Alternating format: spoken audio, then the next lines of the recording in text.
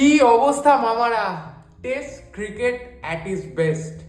মানে আমার মনে পড়ছে না ভাই, এইরকম একটা লাস্ট এত সুন্দর টেস্ট ম্যাচ, প্রত্যেক জায়গা দিয়ে এক্সাইটমেন্টে ঠাসা লাস্ট কবে দেখেছিলাম ভাই। হ্যাঁ, মনে পড়ছে সেই অস্ট্রেলিয়ার সাথে ভাই গাবার টেস্ট ম্যাচটা, অবিশ্বাস্যকর কিছু ঘটনা ঘটেছিল।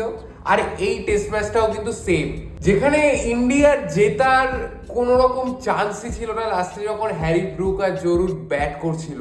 আর সেখান থেকে ম্যাচটা ডে 5-এ গড়ায়, ইন্ডিয়া ম্যাচটা 6 রানে জিতে যায়। আনবিলিভেবল ভাই, আনবিলিভেবল। ক্রিস ওকসের ওই ভাঙা হাত নিয়ে ব্যাট করতে আসা, আনবিলিভেবল। এই টেস্ট ম্যাচ হয়তো কয়েক দশক ধরে মানুষ মনে রাখবে। এইরকমই একটা হিস্টোরিক টেস্ট ম্যাচ হয়েছে ভাই এই এই সিরিজটায়। আর এই জিনিসগুলো দেখার জন্যই তো আমরা ক্রিকেট ফ্যানরা বেঁচে থাকি ভাই। আমরা তো চাই এই কারণেই খেলাটা সারা বিশ্বে জনপ্রিয় হয়ে উঠুক এই সব জিনিসের জন্য। এই সব জিনিসই কিন্তু ক্রিকেটকে one of the best, one of the greatest sports ever বানায়। তো ম্যাচের কথা যদি আসি, ম্যাচ কিন্তু বেশ ইন্টারেস্টিং ছিল, কারণ ইন্ডিয়া এবং ইংল্যান্ড দুজনের ডাগ আউটেই কিন্তু বেশ কয়েকটা প্লেয়ার ছিল না। স্পেশালি ইন্ডিয়ার কথা যদি বলি, জসপ্রীত বুমরা খেলছিলেন না just because of workload management. আমরা জানি যে এই সিরিজে মাত্র 3টে ম্যাচ খেলার কথা ছিল, আর 3টে উনি খেলে ফেলেছিলেন। ঋষভ পান্ট ছিল না, আর তার জায়গায় কিন্তু চেঞ্জেস ভালো হয়েছিল, যেমন ধ্রুব জুড়েল এসেছিল, ওইদিকে করুণ নায়ার ছিল, সাই সুদর্শন ছিল, বোলিং এ কিন্তু আকাশদীপ ব্যাক করছিল। আর ইংল্যান্ডের কথা যদি বলি, ইংল্যান্ডের দিকেও কিন্তু ওদের ক্যাপ্টেন বেন স্টোকসও ছিল না, জোফরা আর্চার ছিল না। তো মোটামুটি দুটো টিমেরই কিন্তু অবস্থা দেখতে মনে হচ্ছে যে হ্যাঁ, 5 নম্বর টেস্ট ম্যাচটা খেলতে নেমেছে একদম ভাঙাচোরা অবস্থায়। অনেকগুলো সাবস্টিটিউট, অনেকগুলো রিপ্লেসমেন্ট হয়েছে। তো ইন্ডিয়া যখন ফার্স্টে ব্যাট করতে নামে, এই পিচটা বিশেষ করে ওভালের এই মাঠটা কিন্তু পিওর ভাই ইংল্যান্ডের যে মাঠগুলো হয়, সিমিং কন্ডিশন, ওভারকাস্ট কন্ডিশন, বৃষ্টি হচ্ছে, গ্রিন গ্রাস উইকেট, প্রপার একদম ওই রকম ধরনের পরিবেশ ছিল। এর আগের উইকেটগুলো কিন্তু আমরা দেখেছি যথেষ্ট পরিমাণে রান স্কোর হয়েছিল, সেরকম ভাবে বৃষ্টি হয়নি বা ওভারকাস্ট কন্ডিশন ছিল না খুব একটা। বাট এই ম্যাচটা কিন্তু প্রপার ইংলিশ ক্রিকেটের কন্ডিশন যেরকম হয় সেরকমই ছিল। ইন্ডিয়া যখন ব্যাট করতে নামে, শুরুতেই ভাই একদম উইকেট পড়তে থাকে। আমরা বুঝতেই পারি ভাই, আগের ম্যাচে যত রান হয়েছে আগের 4টে ম্যাচে, সেই রকম এই ম্যাচটা যাবে না। আর সেরকমই হয় ভাই, 224 ইন্ডিয়া স্কোর করে, যেখানে খুব একটা কারোরই কন্ট্রিবিউশন থাকে না। কে রাহুলের একটা নক থাকে ভাই, বাট ওরকম ওভারঅল তুমি বলতে পারো না যে খুব ভালো কেউ একজন খেলেছে। কারণ শুরু থেকেই ভাই বল সুইং হচ্ছিল, সিম হচ্ছিল, ওই রকম গ্রিন গ্রাস টপ, সেখানে গাস অ্যাটকিনসন 5টা উইকেট নেয়। তো কিছু করার নেই ভাই, অবশ্যই 220 250 ইজ এ গুড স্কোর ভাই এই উইকেটে আমার মনে হয়। তো তারপরে যখন ইংল্যান্ড ব্যাট করতে নামে, ইংল্যান্ডেরও সেম কন্ডিশন হয়, ইংল্যান্ডও ওই রকম খুব একটা রান করতে পারে না। ওরা 22 রানের লিডে ছিল মোটে। তো সেই দিক থেকে কিন্তু ইন্ডিয়ার একটা ভালো, বলতে গেলে একটা ভালো জায়গায় ছিল যে ম্যাচটা ধরার থেকে, যে 22 রানের মতো লিড আছে, সেখান থেকে উইকেটটা আরো ব্যাটার ফ্রেন্ডলি হচ্ছিল। বিকজ অফ যত দিন যায় আমরা জানি যে এইসব উইকেট একটু ব্যাটিং ফ্রেন্ডলি হয়, একটু ওভারকাস্ট কন্ডিশন সরে গিয়ে যখন একটু রোদ আসে তখন আর একটু বেটার বিহেভ করে উইকেটটা ব্যাটারদের জন্য। তো সেই কারণে কিন্তু সেকেন্ড ইনিংসে ইন্ডিয়া যখন ব্যাট করতে নামে, একটা হিউজ টোটাল কিন্তু ইন্ডিয়া করে ফেলে। আর সেখানে কিন্তু সব থেকে বড় অবদান যারা থাকে সে হচ্ছে ইয়াশস্বী জয়সওয়াল। ইয়াশস্বী জয়সওয়াল কিন্তু 118 রানের একটা দুর্দান্ত নক থাকে, আর তার থেকেও বড় কথা কিন্তু সারপ্রাইজিং একটা নক থাকে আকাশদীপের 66 রানের ইনিংস ভাই। ওকে নাইট ওয়াচম্যান হিসাবে নামানো হয়েছিল, সেখান থেকে ও পরের দিনে দুর্দান্ত একটা নক খেলে ভাই, যেটা ইন্ডিয়াকে প্রচন্ডভাবে হেল্প করে এই রানটা, এই স্কোরটায় নিয়ে যেতে। পরের দিকে জাডেজা এবং ওয়াশিংটন সুন্দরের এখানে একটা ভালো পার্টনারশিপ হয়, দুজনেই 50+ স্কোর করে। আর সেখান থেকে ইন্ডিয়া কিন্তু 369 রান চলে গেছিল, যেটা কিন্তু অবশ্যই একটা উইনিং টোটাল হিসাবে কিন্তু ইন্ডিয়া দেখছিল যে 369 এই উইকেটে, যেখানে ভালো বোলিং করলে কিন্তু উইকেট নেওয়া যাচ্ছিল, এখনো পিচে হেল্প ছিল বোলারদের জন্য। তো সেক্ষেত্রে আমার মনে হয় ইন্ডিয়ার ওই প্ল্যানটাই ছিল যে 400 হয়তো ক্রস করলেও করতে পারতো যদি আরেকটু কনসেন্ট্রেশনের সাথে ব্যাটিং করতে পারতো। বাট দিন কিন্তু এখনো প্রায় 2.5 দিন মতো ছিল। তো এই জায়গাটা একটু ভুল হয়েছে আমার বলো, যেটা পরের দিকে অবশ্যই আমরা দেখতে পাই। বাট ওভারঅল যদি দেখা যায় যে ইন্ডিয়া কিন্তু একটা ঠিকঠাক অ্যাপ্রোচ নিয়েই টোটালটা সেট করেছিল।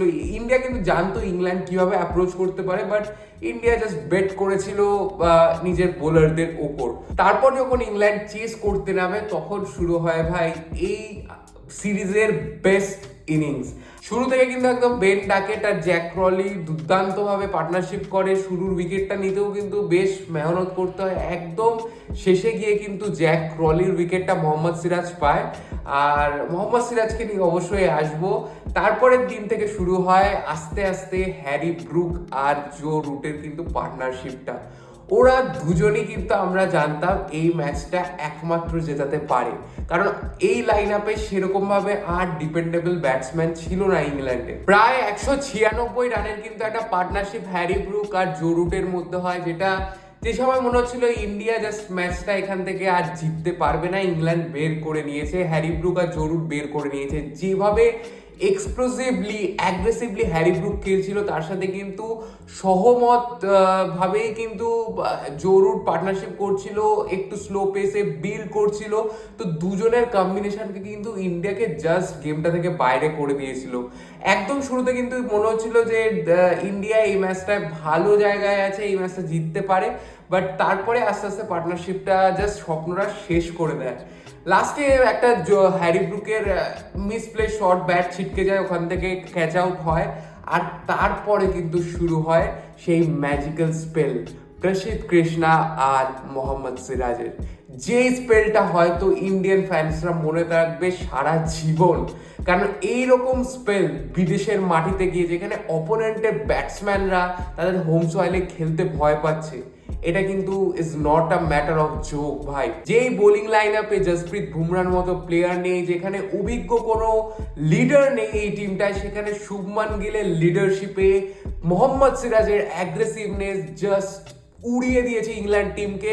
যখন থেকে কিন্তু হ্যারি ব্রুকের উইকেটটা পড়া আরম্ভ করে, আস্তে আস্তে ইংল্যান্ডের উইকেট পড়তে থাকে, জ্যাকেব বেথেল আউট হয়, জো রুট আউট হয়, আর ডে 4টা কিন্তু এভাবেই শেষ হয়, যেখানে খারাপ আলোর জন্য ভাই, বাজে একটা এনভায়রনমেন্টের জন্য কিন্তু খেলাটা কন্টিনিউ হয়নি। যেখানে মনে হচ্ছিল যে এইখানে যদি ইন্ডিয়া ম্যাচটা কন্টিনিউ করে তাহলে জিতে যাবে, উইকেট পরপর নিতেই পারে ইন্ডিয়া, বাট সেখানে হয় না। পরের দিনে ম্যাচটা যায় আর সেখানেই কিন্তু একটা কনফিউশন তৈরি হয় কি ইন্ডিয়া ম্যাচটা জিততে পারবে কিনা। But I believe, we all believe in Siraj ভাই।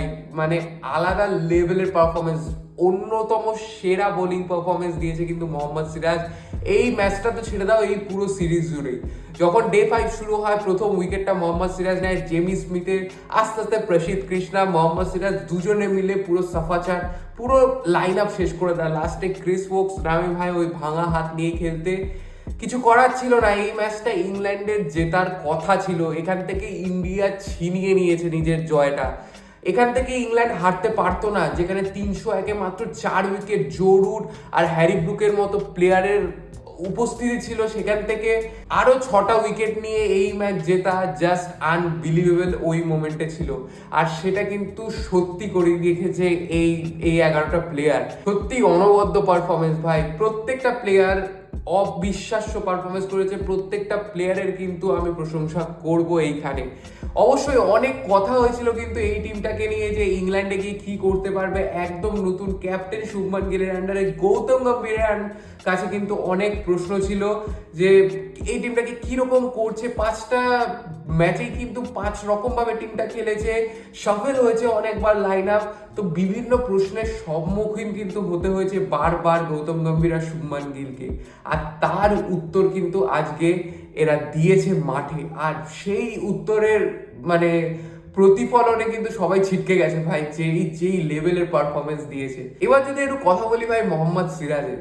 মোহাম্মদ সিরাজ 186 ওভার প্রায় বল করেছেন এই ম্যাচটা, 5টা টেস্ট ম্যাচ খেলেছে।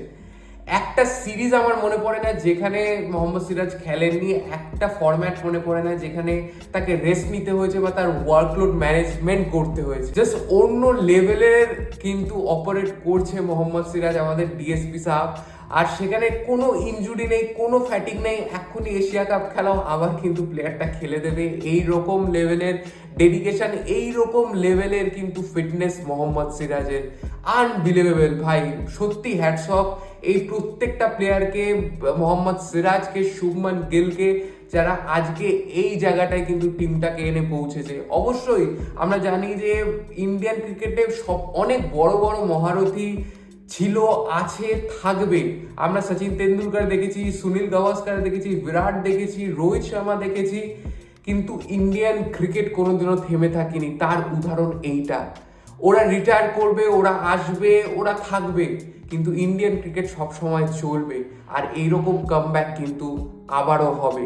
আর ইংল্যান্ডের মাটিতে আমরা এই সিরিজটা কিন্তু 2-2 ড্র করে নিয়েছি। তোমরা জানাও ভাই এবার তোমাদের কেমন লাগলো এই পুরো সিরিজটা, এই সিরিজ নিয়ে তোমাদের পয়েন্ট অফ ভিউ কি? ক্যাপ্টেন শুভমান গিল আর গৌতম গম্ভীরের পার্টনারশিপটা কেমন লাগছে? এরপরে আরও আমরা এই জুটিটাকে কন্টিনিউ করতে দেখবো। অবশ্যই সেখানে কি হবে আমি জানি না, বাট এই সিরিজটা তো অবশ্যই মেমোরেবল হয়ে থাকবে।